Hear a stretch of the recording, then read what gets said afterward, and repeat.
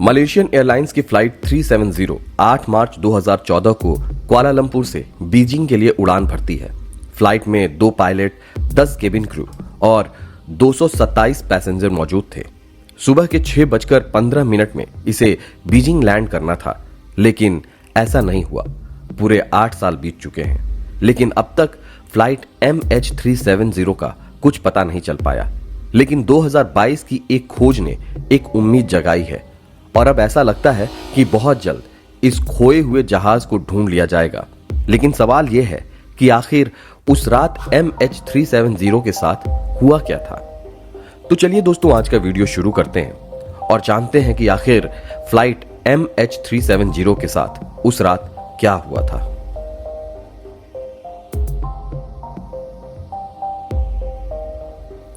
Malaysian flight MH370 Kuala Lumpur से Beijing जाने के लिए उड़ान भरती है। इस फ्लाइट को 2 बेहतरीन पायलट उड़ा रहे थे। इनमें से कैप्टन ज़ेहारी अहमद शाह को 33 साल फ्लाइट उड़ाने का एक्सपीरियंस था। वहीं इनके को पायलट फारिक अब्दुल अहमद एक जूनियर पायलट थे, जिन्हें फ्लाइट उड़ाने का 7 साल का एक्सपीरियंस था। वहीं MH370 एक बोइंग 777 एयरक्राफ्ट था, जो हर रोज इसी तरह कुआलालंपुर से बीजिंग और बीजिंग से कुआलालंपुर की उड़ान भरता था। आज तक इसमें किसी तरह की कोई खराबी नहीं आई थी। लेकिन 8 मार्च 2014 को जो हुआ, इसके बारे में किसी ने नहीं सोचा था। 8 मार्च 2014 को टेक ऑफ करने से ठीक पहले इसकी अच्छी तरह से फ्यूलिंग की गई। नॉर्मली कुआलालंपुर से बीजिंग की उड़ान 5 घंटे की है, लेकिन इसमें 7 घंटे 40 मिनट का ईंधन डाला गया ताकि इमरजेंसी के वक्त इस एक्स्ट्रा फ्यूल का इस्तेमाल किया जा सके।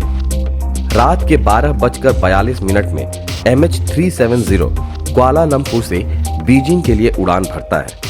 को पायलट लगातार कुआलालंपुर के एयर ट्रैफिक कंट्रोल के संपर्क में थे। वहीं फ्लाइट में लगा ट्रांसपॉन्डर हर घंटे अपनी लोकेशन को अपने सबसे करीबी रडार तक भेज रहा था। अभी तक सब कुछ सही था। इसके बाद रात को ठीक 1:09 में MH370 ने अपनी लोकेशन कुआलालंपुर के एयर ट्रैफिक कंट्रोलर को भेजी। उस वक्त MH370 दक्षिणी चीन महासागर की तरफ बढ़ रहा था। 1:19 में यह विमान की ज्यूरिडिक्शन तक पहुंच गया। इसके बाद जैसे ही विमान ने हो चिंग मिंग स्थित एयर ट्रैफिक कंट्रोलर ने MH370 को अपनी रडार स्क्रीन पर देखा, उन्होंने तुरंत उस फ्लाइट से संपर्क किया। कैप्टन ज़ाहिर अहमद ने एयर ट्रैफिक कंट्रोलर से बातें की। उनका लास्ट मैसेज था, good night MH370। Traffic controller अभी तक MH370 को अपने रडार की स्क्रीन पर देख रहा था, लेकिन इसके ठीक 3 मिनट बाद विमान के हो चिंग मिंग एयर ट्रैफिक कंट्रोलर की रडार स्क्रीन से MH370 गायब हो गया। ये कोई नॉर्मल बात नहीं थी। एयर ट्रैफिक कंट्रोलर ने फ्लाइट से संपर्क साधने की कोशिश की, लेकिन कोई जवाब नहीं मिला। पूरे 18 मिनट तक एयर ट्रैफिक कंट्रोलर ने कोशिश की, लेकिन दूसरी तरफ से कोई जवाब नहीं मिला। इसीलिए इस सिचुएशन को देखते हुए वियतनाम के इस एयर ट्रैफिक कंट्रोल रूम ने कुआलालंपुर के एयर ट्रैफिक कंट्रोल रूम को संपर्क किया और उन्हें पूरी सिचुएशन बताई। इस वक्त कुआलालंपुर के एयर ट्रैफिक कंट्रोल को फौरन रेस्क्यू टीम को अपडेट करना था, लेकिन ऐसा कुछ भी नहीं किया गया, बल्कि पूरे 4 घंटे बाद एरोनॉटिकल रेस्क्यू कोऑर्डिनेशन सेंटर को इसकी सूचना दी गई, जो कि सबसे बड़ी लापरवाही थी। सुबह 6:15 में इस फ्लाइट को बीजिंग के एयरपोर्ट पर लैंड करना था, लेकिन ये एयरक्राफ्ट ना ही आसमान में नजर आ रहा था, ना ही जमीन में और ना ही रडार की स्क्रीन में। सभी को समझ में आ गया कि MH370 के साथ कुछ बहुत बुरा हुआ है। इसीलिए 6:32 में तुरंत एक सर्च टीम को उस इलाके में भेजा गया जहां MH370 को आखिरी बार रडार स्क्रीन में देखा गया था। इस सर्च ऑपरेशन में 7 देशों के 34 जहाज और 28 एयरक्राफ्ट MH370 को ढूंढने की कोशिश कर रहे थे। टीम ने MH370 को साउथ चाइना सी और गल्फ ऑफ थाईलैंड में ढूंढने की कोशिश की, लेकिन उनके हाथ कुछ भी नहीं लगा। सुबह 10 बजे जब पूरी दुनिया जान चुकी थी कि फ्लाइट MH370 गायब हो चुका है, इस खबर को सुनकर हर कोई हैरान था।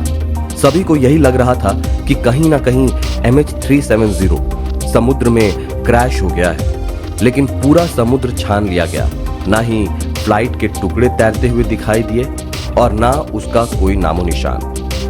लेकिन ठीक 4 दिन बाद जब इस फ्लाइट को देश के हर ट्रैफिक कंट्रोलर ने ट्रैक करने की कोशिश की, तब एक बहुत ही अजीबोगरीब खबर सामने आई। उस रात MH370 नॉर्मल सिविलियन रडार से तो गायब हो गया था, लेकिन मिलिट्री रडार ने इसे डिटेक्ट किया था। मिलिट्री रडार ने जब इसे ट्रैक किया तब पता चला कि उस रात विमान के ट्रैफिक कंट्रोलर की रडार स्क्रीन से गायब होने के बाद इस फ्लाइट ने यू टर्न लिया और वापस मलेशिया की तरफ जाने लगा।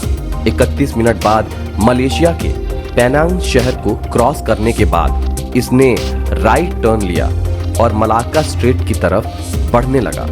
मिलिट्री की इस रडार सिस्टम ने इसे हिंद महासागर के एक पॉइंट तक डिटेक्ट किया, लेकिन फिर रेंज के बाहर जाने के बाद मिलिट्री के इस रडार सिस्टम ने MH370 को ट्रैक करना बंद कर दिया। आखिरी बार मिलिट्री के रडार सिस्टम ने इसे 2:22 में हिंद महासागर के एक पॉइंट पर देखा था, लेकिन सब इसी बात से हैरान थे कि आखिर उस प्लेन ने यू टर्न क्यों लिया और आखिर बीजिंग जाने की जगह ये इंडियन ओशन की तरफ क्यों बढ़ रहा था। सारी सर्च टीम ने इंडियन ओशन के इस इलाके में ढूंढना शुरू किया, लेकिन कुछ नहीं मिला। सर्च टीम ने अब रडार सिस्टम को छोड़कर सैटेलाइट पर फोकस करना शुरू किया, क्योंकि शायद आप ये नहीं जानते कि जब किसी फ्लाइट का कम्युनिकेशन सिस्टम खराब हो जाता है तो फ्लाइट ऑटोमेटिक सैटेलाइट से अपना संपर्क साधने की कोशिश करती है ताकि उसकी एग्जैक्ट लोकेशन का पता लगाया जा सके। और उस रात भी बिल्कुल ऐसा ही हुआ। MH370 ने इनमार्सक नाम की एक सैटेलाइट से संपर्क किया। सैटेलाइट से मिले डेटा के अनुसार ये पता लगाया गया कि हिंद महासागर के बाद MH370 आखिर कहां गया। मिलिट्री रडार से गायब होने के बाद ये अगले 5 घंटे तक हिंद महासागर के ऊपर ही उड़ता रहा। 8:19 में MH370 ने आखिरी बार सैटेलाइट से संपर्क किया। इसके बाद इसका कुछ पता नहीं चला।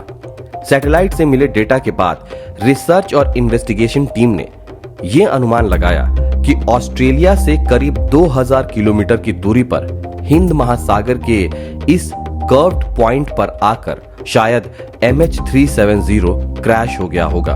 यह इलाका काफी ज्यादा बड़ा था, इसीलिए इस फ्लाइट को ढूंढने के लिए एक डीप सी सर्च ऑपरेशन शुरू किया गया।